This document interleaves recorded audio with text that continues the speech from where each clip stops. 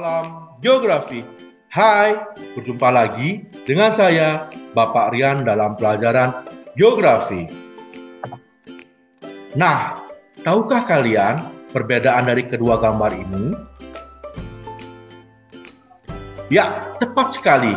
Kedua gambar ini memiliki perbedaan yang sangatlah signifikan, di mana gambar sebelah kiri menunjukkan wilayah perdesaan, sementara gambar sebelah kanan menunjukkan wilayah perkotaan.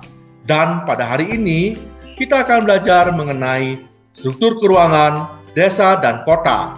Diharapkan setelah mempelajari bab ini, kalian dapat mengidentifikasi struktur keruangan desa dan dapat menjelaskan struktur keruangan kota. Apa sih itu desa? Desa merupakan kesatuan masyarakat hukum yang memiliki batas-batas wilayah yang berwenang untuk mengatur dan mengurus kepentingan masyarakat setempat berdasarkan asal-usul dan adat istiadat setempat yang diakui dan dihormati dalam sistem pemerintahan negara Kesatuan Republik Indonesia. Selanjutnya kita akan bicara mengenai unsur-unsur desa. Unsur-unsur desa terdiri atas 3. Yang pertama, adanya wilayah. Yang kedua, adanya penduduk. Yang ketiga, adanya tata kehidupan. Selanjutnya, kita akan bicara mengenai ciri-ciri desa. Ciri-ciri desa terdiri atas yang pertama, letak desa umumnya sangat dekat dengan pusat pertanian. Yang kedua, kegiatan ekonomi yang dominan adalah bidang pertanian. Yang ketiga, corak kehidupan masyarakatnya ditentukan oleh faktor penguasaan tanah.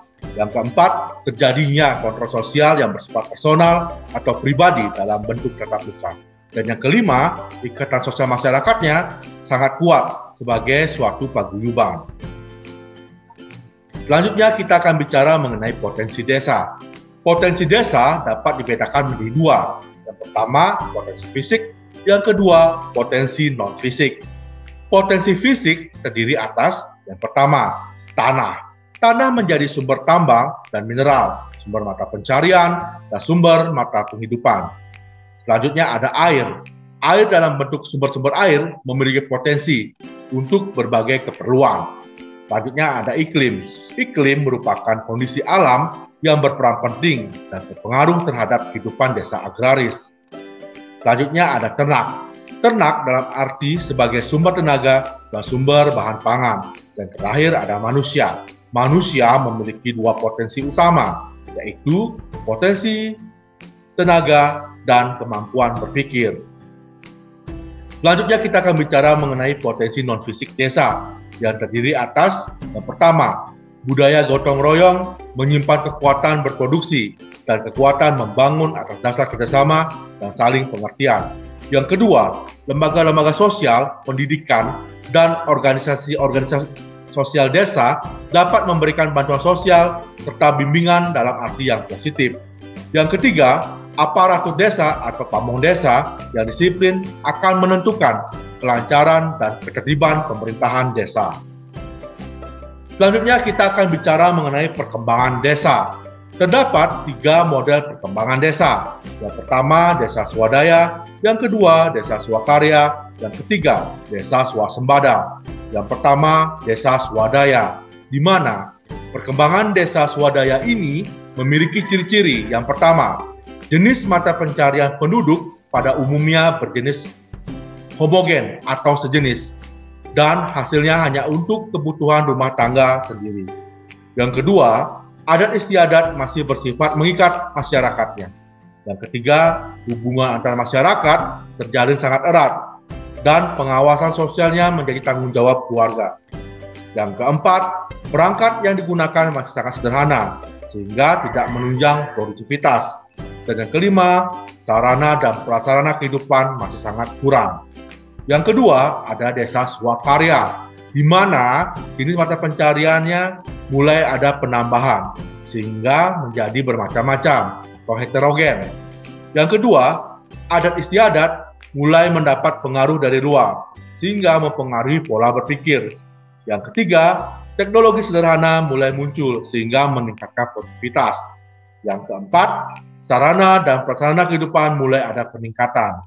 Selanjutnya, perkembangan desa swasembada, di mana adat istiadat sudah tidak mengikat lagi terhadap kehidupan manusia. Yang kedua, hubungan antar masyarakat bersifat rasional. Yang ketiga, mata pencarian penduduk sangat beraneka ragam.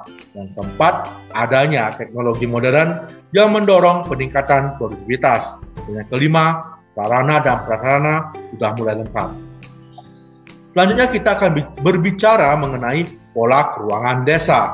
Terdapat 3 pola keuangan desa. Yang pertama yaitu pola desa memanjang, di mana bentuk pada pola desa memanjang karena adanya kepentingan terhadap kondisi geografis tertentu, misalnya terhadap sungai dan jalan.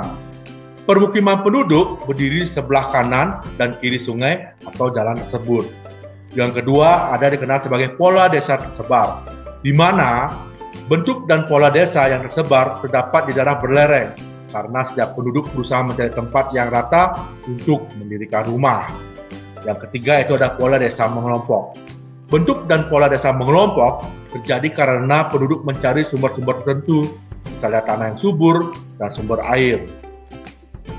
Nah, selanjutnya kita akan bicara mengenai kota. Apa sih itu kota?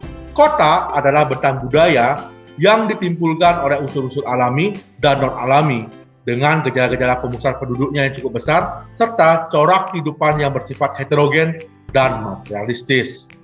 Adapun struktur kota yaitu pertama, mata pencarian penduduk kota adalah non-agraris, antara lain perdagangan, pengangkutan, dan jasa. Dari segi umur menunjukkan bahwa mereka lebih banyak tergolong dalam usia produktif. Selanjutnya kita akan bicara mengenai ciri-ciri kota. Ciri-ciri kota dapat dibedakan menjadi 2, yaitu ciri fisik kota dan ciri sosial kota. Ciri fisik kota terdiri atas adanya tempat-tempat khusus untuk pasar dan pertokoan.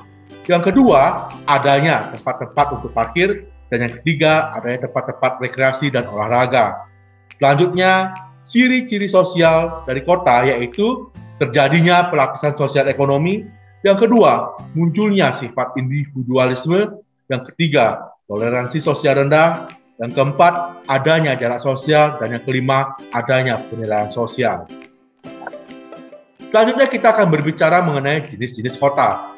Yang pertama, jenis kota berdasarkan fungsinya dapat dibedakan menjadi kota sebagai pusat produksi, kota sebagai pusat perdagangan, kota sebagai pusat pemerintahan, kota sebagai pusat kebudayaan, serta kota sebagai pusat rekreasi dan kesehatan. Selanjutnya, jenis kota berdasarkan jumlah penduduknya dapat dibedakan menjadi 5. Yang pertama itu kota metropolitan dengan jumlah penduduk lebih dari 1 juta jiwa. Saya ada dikenal sebagai kota besar dengan jumlah penduduk antara 500.000 sampai 1 juta jiwa. Ada dikenal sebagai kota sedang dengan jumlah penduduk antara 200.000 sampai 500.000 jiwa penduduk. Ada dikenal juga sebagai kota kecil dengan jumlah penduduk antara 20.000 sampai 200.000 jiwa penduduk. Dan yang terakhir ada dikenal sebagai kota kecamatan yang hanya terdiri dari 3.000 sampai 20.000 jiwa penduduk. Nah, selanjutnya kita akan bicara mengenai perkembangan kota. Terdapat 3 model perkembangan kota. Yang pertama itu kota horizontal. Cara perkembangan ini adalah mengarah keluar. Artinya, daerahnya bertambah sedangkan ketinggian dan kuantitas lahan yang terbangun tetap. Selanjutnya, ada dikenal sebagai kota vertikal. Yaitu cara perkembangan ini adalah mengarah ke atas. Artinya, pembangunan dan kuantitas lahan yang terbangun tetap, sedangkan ketinggian bangunan bertambah. Yang ketiga ada dikenal sebagai kota interstitial, yaitu cara perkembangan ini adalah dilakukannya ke dalam.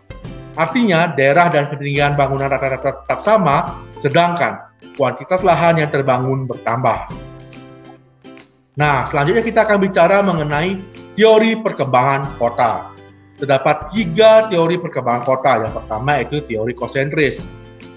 Dikemukakan oleh Burgess, sebuah kota memekarkan diri bermula dari pusat aslinya, sehingga ketika terjadi pertambahan penduduk secara bertahap meluas ke wilayah tepi dan keluar, seperti terlihat pada gambar di slide.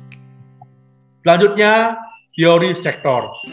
Teori sektor dikemukakan oleh Homer Hoyt. Menurutnya, pertumbuhan kota lebih berdasarkan pada sektor-sektor tertentu, seperti ditunjukkan pada gambar di slide.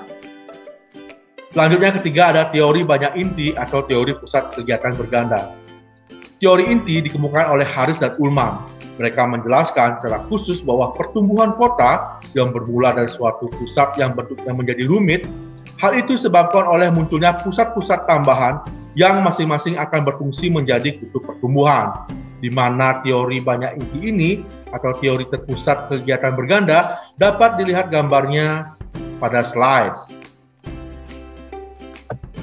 Nah, baik demikianlah pembelajaran geografi pada hari ini. Sampai jumpa pada pertemuan selanjutnya. Salam geografi.